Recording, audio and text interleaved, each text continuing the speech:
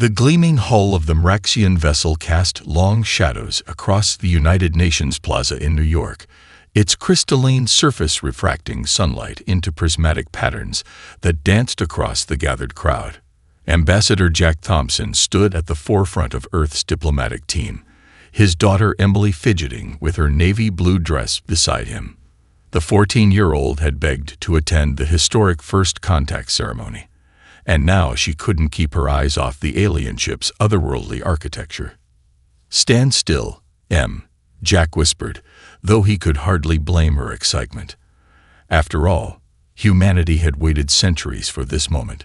The ship's landing ramp descended with a soft hum, revealing the first Mraxians most humans had ever seen. Their tall, elegant forms moved with liquid grace, their iridescent scales shifting colors in the summer sun. Leading them was High Ambassador Vextall, their most senior diplomat, flanked by a team of what they called cultural observers. Emily leaned forward, whispering to her father, "Their beautiful dad." Jack nodded, but years of diplomatic experience had taught him to look beyond surface beauty. Something in the way the Mraxian scientists kept glancing at the human crowd made his neck prickle. The ceremony proceeded as planned, with speeches about unity and progress echoing across the plaza. Everything was perfect until the platform collapsed. Later, investigation would show sabotage. But in that moment, all anyone saw was Emily Thompson plummeting 15 feet when the observation deck's edge gave way. She should have been severely injured. Instead, Emily rolled as she fell, something she learned in gymnastics classes, and stood up with only a few scrapes and bruises. The crowd gasped, then cheered at her recovery. But it was the Mraxians' reaction that changed everything. High Ambassador Vextall's scientific team broke protocol, rushing to Emily before the medical team could reach her. Their devices whirred and clicked as they scanned her, their previous diplomatic restraint forgotten in their excitement. "Remarkable recovery rate," one said, not bothering to hide their interest.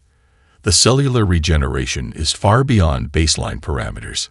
Jack pushed through the crowd, parental instinct overriding diplomatic protocol. "Step back from my daughter," he demanded, his voice carrying the authority of Earth's chief diplomat.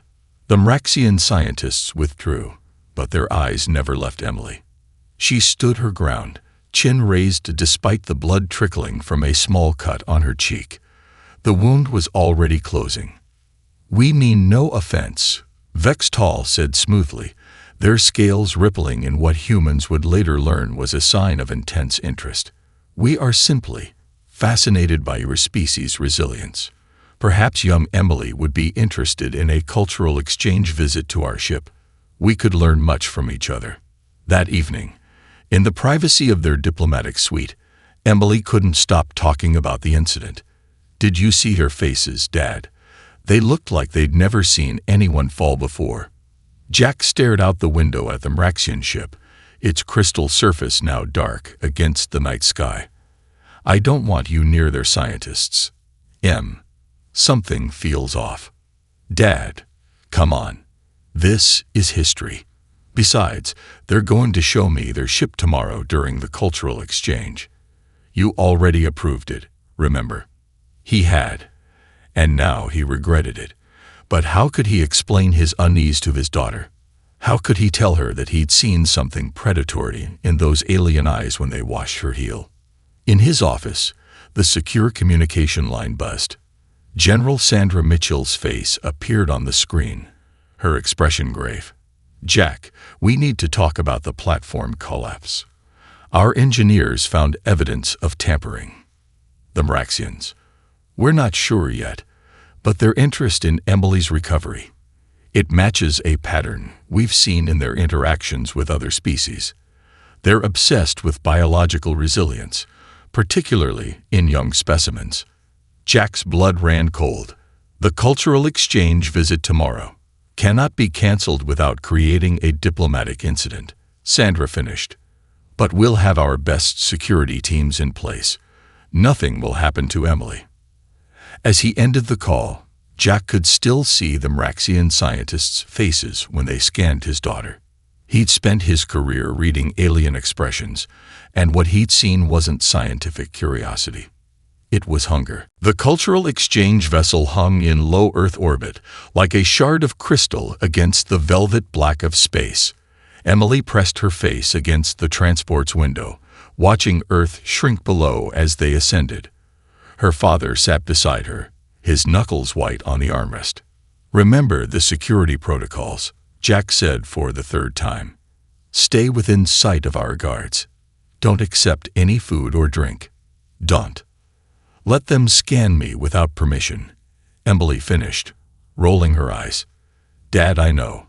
It's just a 2-hour tour." The transport docked with a soft shudder. Vextall waited in the airlock, their scales now a deep purple that humans had been told signified welcome. "Young Emily, we are honored by your visit. We have prepared a special demonstration of our cultural archives." The tour began in what the Mraxians called their Heritage Hall. Holographic displays show the evolution of their species, their first steps into space, their encounters with other civilizations.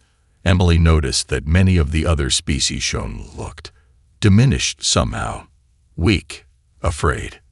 An hour into the tour, Emily's guard Jessica Martinez noticed something wrong first. "The air feels different," she said, her hand moving to her weapon. "Ambassador Thompson, we should." She never finished the sentence. The gas was colorless, odorless, and fast-acting. Emily watched in horror as the human security detail collapsed one by one. Her father reached for her, his eyes wide with fear, before he too crumpled to the floor. Emily ran. Her lungs burned, but something in her body was fighting the gas. She made it 20 meters before the Mraxian security team caught her. As they dragged her away, she saw Vextall standing over her unconscious father, their scales now a deep red. "Begin the transport to primary research," the ambassador said, "and prepare the defense systems. The humans will notice soon." They were right.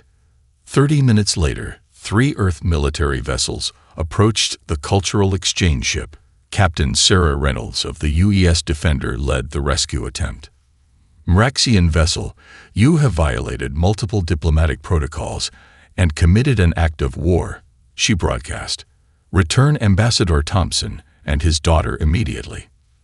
The response came in the form of weapons fire. Hidden gun ports opened along the crystalline hull, revealing technology far beyond what the Mraxians had claimed to possess. The UES Defender's shields failed under the first volley. "All hands, abandon ship," Reynolds screamed as her bridge exploded around her. The other 2 Earth vessels met similar fates, their debris scattering across Earth's orbit like metal rain. Deep in the Mraxian ship, Emily fought against her restraints as scientists prepared their equipment. High researcher Crix Van approached, their scales shifting to a clinical white. "Your recovery rate is extraordinary," they said, examining the bruises on her wrists that were already fading. "Most species take days to heal such injuries. But you are different. We will learn much from you." "My father will find me," Emily spat, hiding her fear behind defiance. "Your father is being returned to Earth as we speak," Crix Van replied. A gesture of mercy. "After all, we only need one test subject. And you, dear child, are perfect." The main research ship to cloak besides the cultural exchange vessel, its true form finally revealed, not a diplomatic craft, but a mobile laboratory, bristling with weapons and equipment. As Emily was transferred aboard, she caught one last glimpse of Earth through a portal. "Someone will come for me," she whispered to herself as the planet vanished from view. "Someone will make you pay for this."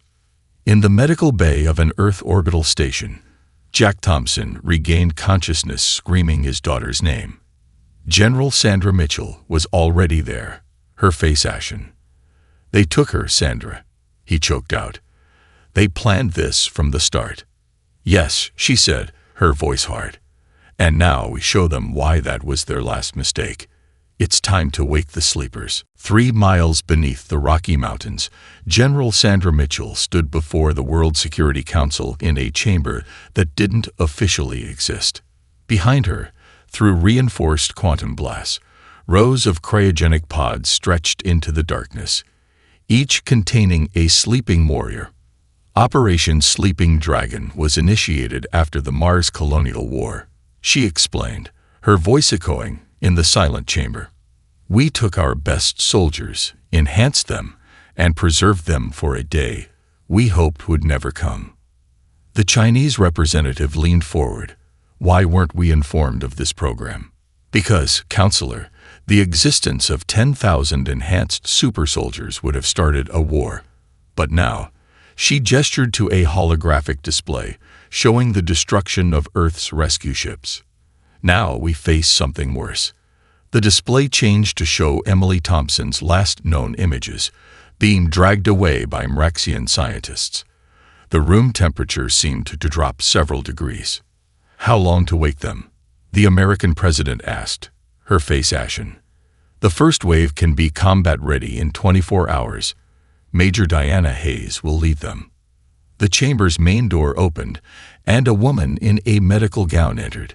Despite just being thawed, Major Hayes moved with little grace. Her eyes, now enhanced with neural targeting implants, scanned the room with military precision. The cellular restoration is complete, she reported, her voice strong despite decades of cryo-sleep. My team is ready to begin revival procedures for the 1st Battalion. The Russian president studied her.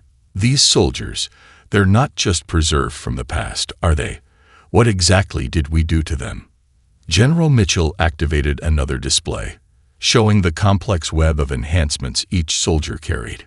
During the Mars War, we discovered how to integrate biotech with human muscle and nerve tissue. These warriors are faster, stronger, and more resilient than any human in history, but their real value isn't in their augmentations. She brought up combat footage from the Mars War. It's their experience. Every soldier in those pods is a master of multiple combat forms. Ancient techniques, modern warfare, guerrilla tactics, all preserved and enhanced. The Mraxians think they can predict human military response based on current combat data. They're about to face warriors who've mastered every form of combat in human history.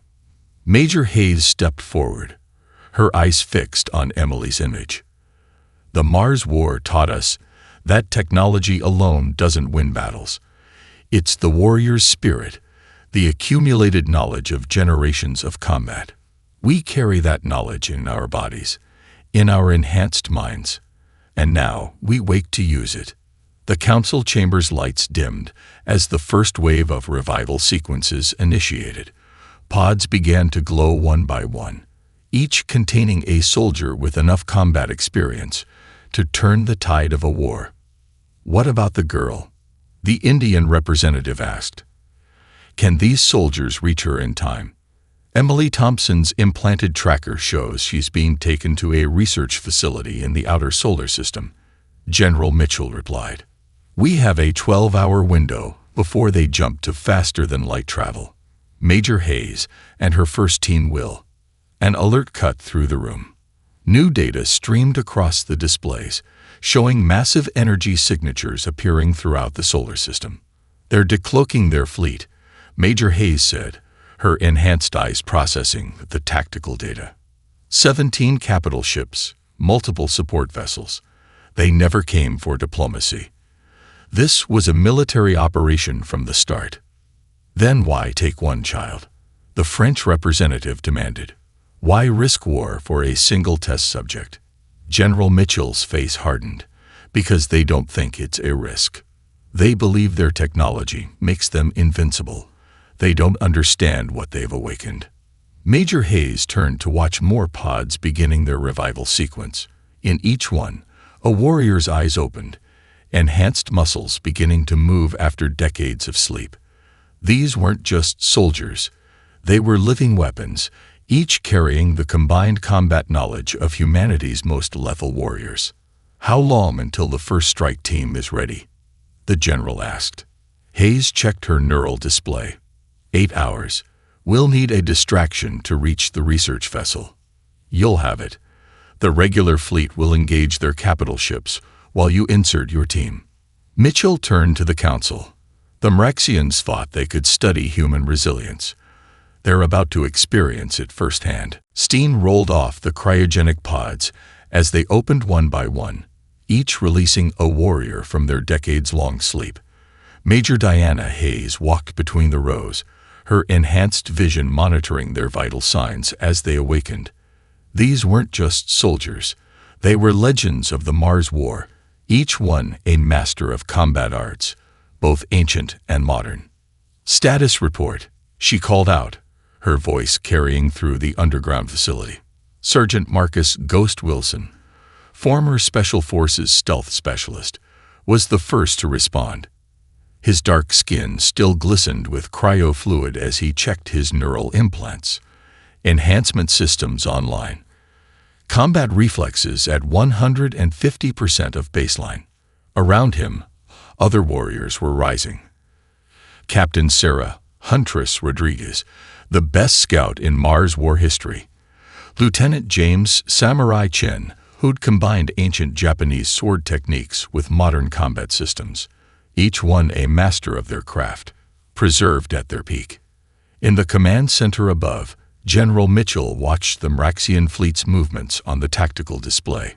They're scanning for military buildup, she reported through the neural link. But they can't detect our warriors. The cryo signatures mask their enhancements. Major Hayes led her team to the armory, where next-generation combat suits waited. The armor, designed to interface with their enhancements, would make them even more lethal. "The enemy thinks they know human combat capability," she briefed as they geared up. "They study our current military. But we're something else. We're every fighting style, every combat technique humanity has ever created, enhanced and combined." "What's the target?" Ghost asked, testing his suit's stealth systems. Hayes projected the intelligence data through their neural network. "Mrexian research vessel. Designation Knowledge Seeker. That's where they're holding Emily Thompson. Our primary mission is rescue, but Command has authorized full tactical response. They're moving the fleet," Huntress reported, her enhanced eyes processing the tactical feed. "Spreading out through the solar system. Classic containment formation. They're expecting a frontal assault from Earth's regular forces. Then let's give them something they're not expecting." Hayes activated the mission display. "Ghost, you and your stealth team will insert here, using ancient Native American shadow-walking techniques combined with modern cloaking. Huntress, your scouts will deploy using Vietnam-era tunnel warfare tactics, adapted for zero combat." The warriors processed the plan through their neural links, their enhanced minds combining centuries of combat knowledge into new lethal forms. Traditional military doctrine said such a mission was impossible, but they weren't traditional soldiers. In the medical bay, the last of Hayes' strike team completed their revival checks. Dr. Sarah Reynolds, the team's combat medic, monitored their enhancement integration. "Major, you need to see this," she called out. "The Mrexians are broadcasting." The display showed high researcher Crickspan, their scales now a clinical white. Behind them, Emily Thompson was strapped to an examination table, her face bruised but defiant. "We know you're preparing some form of response," the alien scientist said. "Your primitive weapons cannot penetrate our shields. Your obsolete tactics cannot confuse our sensors. The girl will provide valuable data on human pain tolerance and regenerative capabilities. Accept this reality." Hayes watched her warriors' reactions. Anger, yes, but controlled. Focused. These were soldiers who'd fought the bloodiest battles in Mars history, now enhanced and armed with humanity's accumulated combat knowledge. "They think they can predict us based on current combat data," she said, her voice carrying through the chamber. "They don't realize that every fighting style, Every battle technique humanity has ever created lives in this room. We're not just soldiers. We're the combined combat knowledge of our entire species. Ghost checked his weapons, ancient stealth principles merging with future tech in his enhanced mind. How long until we move? 2 hours. The regular fleet will engage their capital ships, drawing their attention. That's when we strike. Hayes looked at the image of Emily, still defiant despite her captivity. They wanted to study human resilience. Let's show them what that really means. Throughout the facility, more pods continued to open. More warriors rose, their enhanced bodies carrying the fighting knowledge of ages. The Mraxians had built their strategy around countering modern human military doctrine. They were about to face something far more ancient and far more dangerous, the combined combat legacy of an entire species, awakened and angry. The Mraxian research station, Eternal Knowledge, hung against the backdrop of Jupiter's swirling storms, its crystalline surface reflecting the gas giant's angry red light. Inside the station's command center, the security chief's scales flickered with confusion as their sensors detected nothing unusual. No human ships, no approaching threats, just empty space. They were wrong. Ghost led his team through the vacuum, their combat suits running silent. Ancient Apache scout techniques, enhanced by neural implants and modern stealth tech, made them invisible to even the most advanced alien sensors. They moved like shadows between solar particles, their movements a dance choreographed by centuries of human combat evolution. Remember, Major Hayes' voice whispered through their neural link. We need their research data, every species they've tortured, every experiment they've conducted. The galaxy needs to know. The first sign of trouble for the Mraxians came when 3 of their external sensor arrays simultaneously went dark. By then, it was already too late. Ghost's team breached, the hull using shake charges designed during the Mars War, their pattern based on ancient Chinese siege warfare. The resulting explosion was precisely calculated to exploit the crystalline structure's natural fracture points. Knowledge gained from centuries of human gem cutters. Intruder alert. The security chief screamed, their scales now pale with fear. Humans have. The rest of their warning was lost as the station's communications array exploded. Huntress team had struck from another vector, using combat techniques perfected in Earth's old submarine warfare, adapted for space. Inside the station, Ghost's enhanced vision picked up Mraxian life signs through the walls. Moving to Primary Research Center, he vocalized through the neural net. Security response incoming. Numbers match intelligence estimates. The Mraxian guards never stood a chance. They were trained to counter modern human military tactics. Instead, they faced warriors fighting with a fluid blend of ancient martial arts and future tech. Ghost's team flowed through their defense lines like water through rocks, each movement a lethal dance perfected over centuries of human combat evolution. Research center breached, Huntress reported. Downloading data now. Sir, you need to see this. The files told a horror story. Dozens of species, hundreds of test subjects. Each one studied, tortured, and discarded in the name of scientific progress. The Mraxians had been doing this for centuries, building their database of pain and resilience one victim at a time. Emily Thompson isn't here, Ghost reported, his enhanced senses confirming the bitter truth. But I found her transfer records. They moved her to their homeworld facility, some place called the Archive. Through their neural link, Major Hayes' voice carried new steel.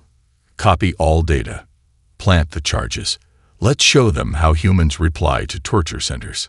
The Mraxian security chief finally got a clear look at their attackers through a surveillance feed. The humans moved like nothing they'd ever studied, their combat style an impossible blend of primitive savagery and technological precision. What are they? The chief demanded. Their answer came from their own research files, now playing on every screen in the station. Records of torture, centuries of cruel experiments, broadcast through their own network. The last image was Emily Thompson, defiant even as they dragged her away to their homeworld. "We are your worst nightmare," Ghost's voice echoed through the station speakers. "We are every warrior who ever lived, every fighting style humanity ever created, and we're just the first wave." The charges detonated in a pattern based on ancient orchestra compositions, beauty and destruction in perfect harmony. The research station broke apart like a shattered mirror, its fragments reflecting Jupiter's light one last time. In the rescue ship, Ghost's team watched the destruction through enhanced eyes. Data transmitted to command. Huntress reported, "The galaxy will know what they did here." "And Emily?" one of the younger warriors asked. Major Hayes' voice was cold steel through their neural link. "Now we know where she is. And their homeworld just lost their most advanced research facility. Phase 1 complete."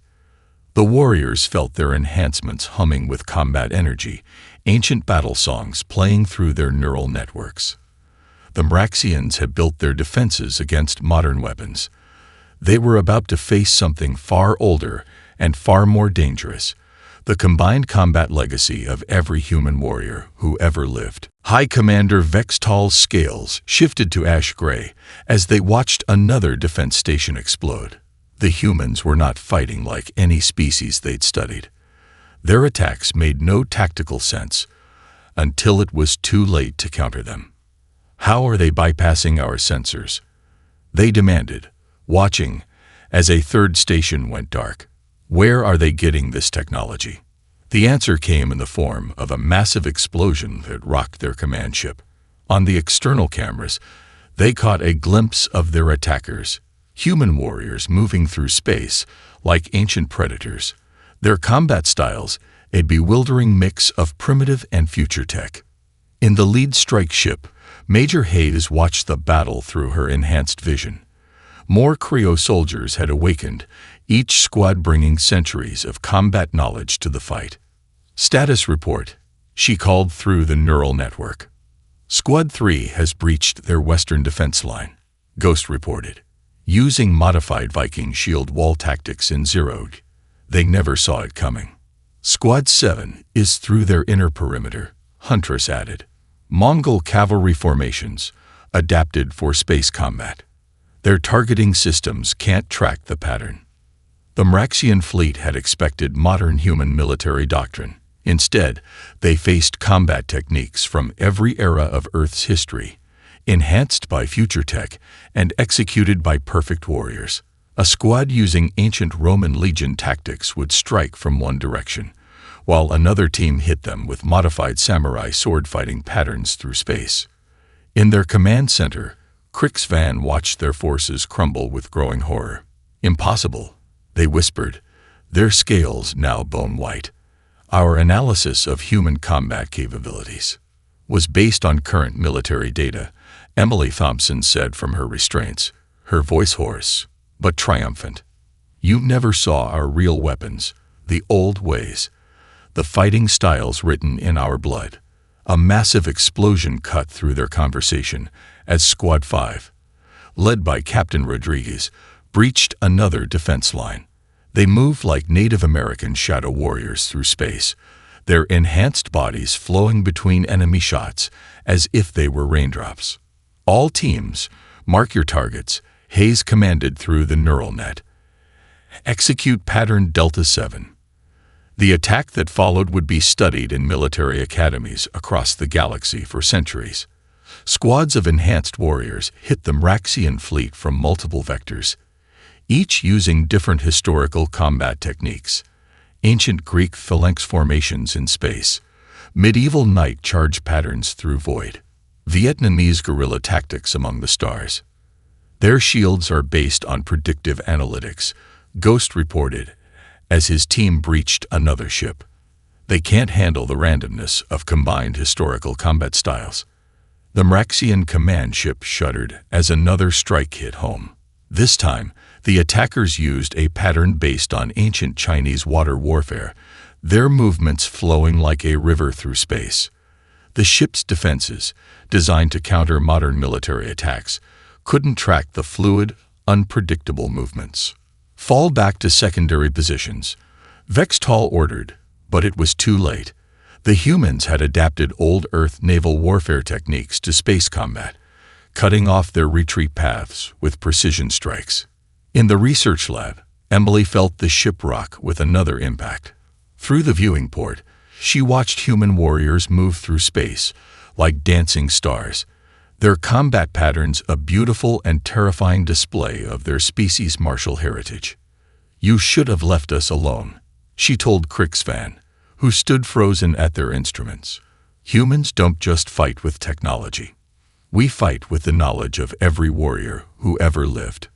The neural network hummed with victory reports as more Mraxian ships fell.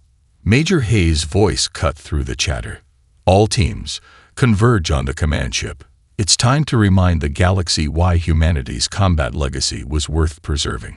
The enhanced warriors moved as one, their bodies carrying the fighting knowledge of countless generations.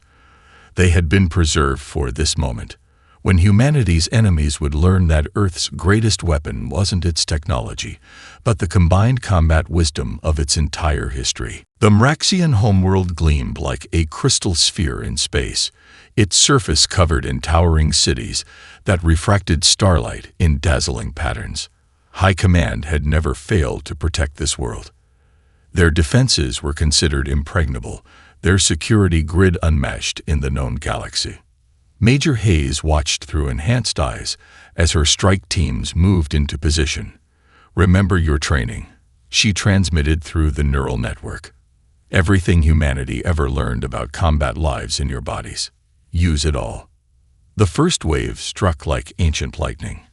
Ghost's team, moving with stealth techniques perfected by Earth's first hunters, slipped through gaps in the sensor network that the Mraxians never knew existed.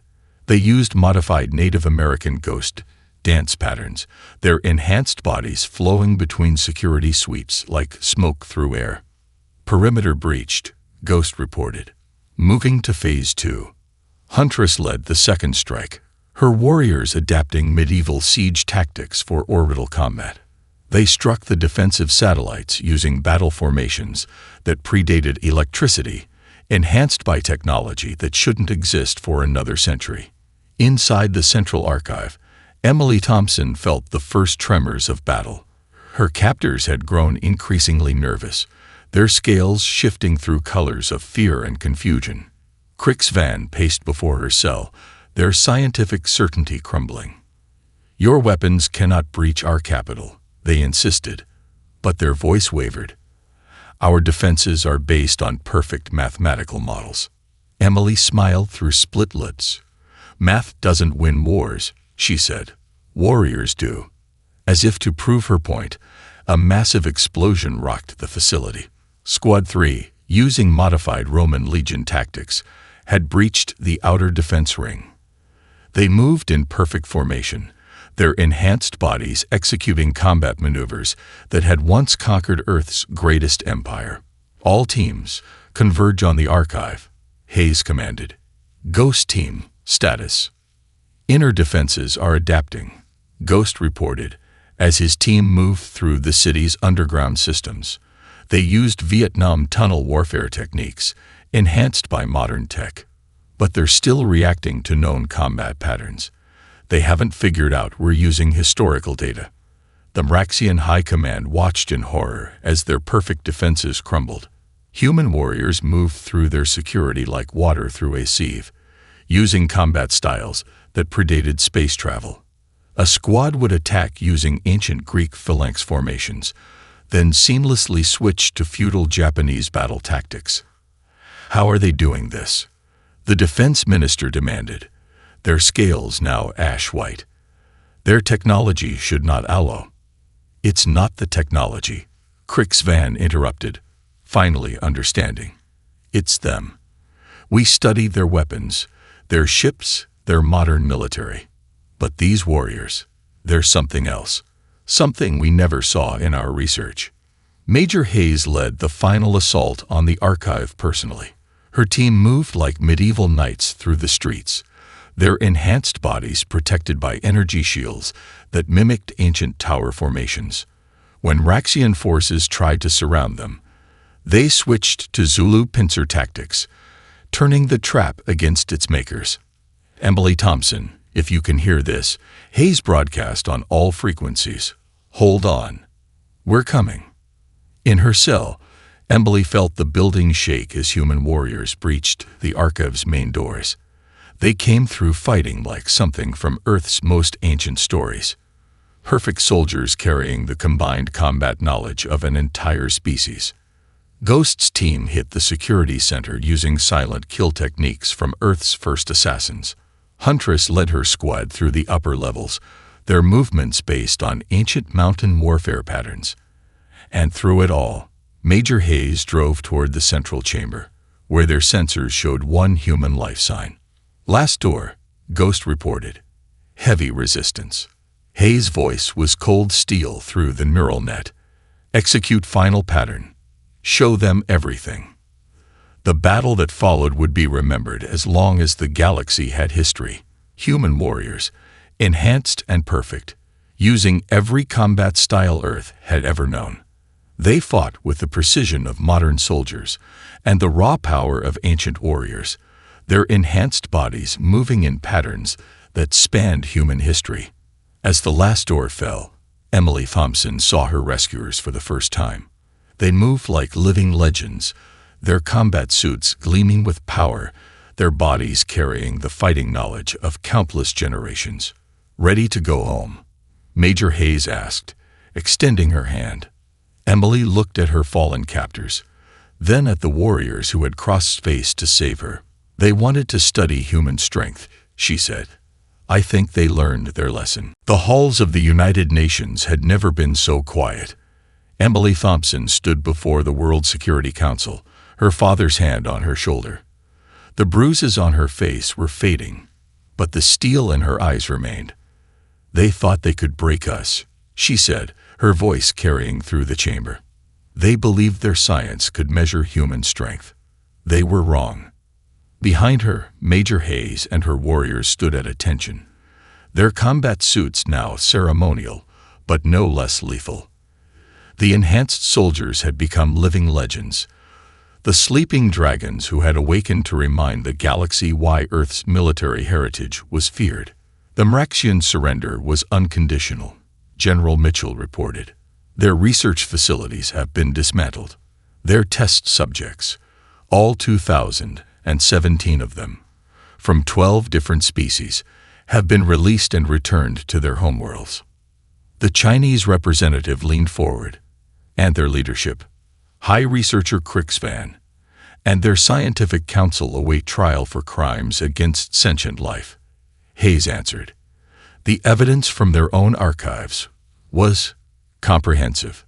The display screens showed images from across the galaxy, freed test subjects reuniting with their families, Mraxian research centers being torn down, and most significantly, delegations from a dozen alien species arriving on Earth, not for vengeance, but for protection.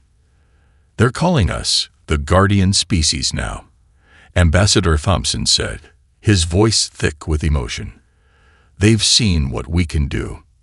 Not just our technology or our enhanced soldiers, but our spirit, our determination to fight for what's right.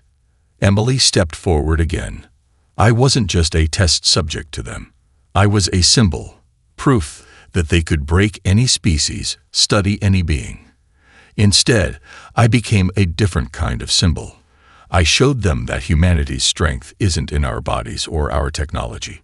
It's in our history, our legacy of warriors who never stopped fighting for justice. The screens changed to show the New Earth Defense Force headquarters being constructed in Geneva. More cryo chambers were being built, but these weren't for sleeping warriors. They were training facilities where the combined combat knowledge of human history would be preserved and taught. The other species have requested our protection, General Mitchell continued. They want us to help them build their own defense forces, to teach them what we know about combining ancient combat wisdom with modern technology. Major Hayes stepped forward, her enhanced eyes scanning the chamber. "We've established a new protocol, the Sleeping Dragon Initiative. Any species that signs the Earth Defense Accord gets access to our training programs and protection from our enhanced forces. We're not just soldiers anymore. We're teachers, preserving the combat legacy of not just Earth, but every world that joins us." "And the Mraxians?" the Russian president asked. Emily's voice was firm. "They'll learn. Their young ones are already different. They've seen what real strength looks like. Not the power to hurt, but the power to protect." The chamber's doors opened, and more warriors entered. The next generation of enhanced soldiers, their bodies carrying both ancient combat knowledge and future technology. Among them were representatives from other species, coming to learn Earth's ways of war and peace. "We sleep no more," Major Hayes declared. "The dragons are awake, and we have much to teach the stars." Ambassador Thompson wrapped his arm around Emily's shoulders. She had started taking combat training. Her natural resilience, enhanced by the very technologies the Mraxians had wanted to study. She would never be a victim again. "They wanted to study human resilience," she said, looking out at the assembled leaders of Earth and beyond. "Instead, they learned about human justice, about how we fight not for glory or power, but to protect those who cannot protect themselves." As the sun set over Geneva, the enhanced warriors stood watch over a changed galaxy. They were no longer just Earth's hidden weapons. They were the guardians of civilization's future, teaching the stars that true strength lay not in the power to break, but in the will to preserve and protect. The dragons had awakened, and they would sleep no more. The galaxy was about to learn why human combat legacy had been worth preserving, not for war, but for the promise of a peace protected by the combined wisdom of every warrior who ever lived.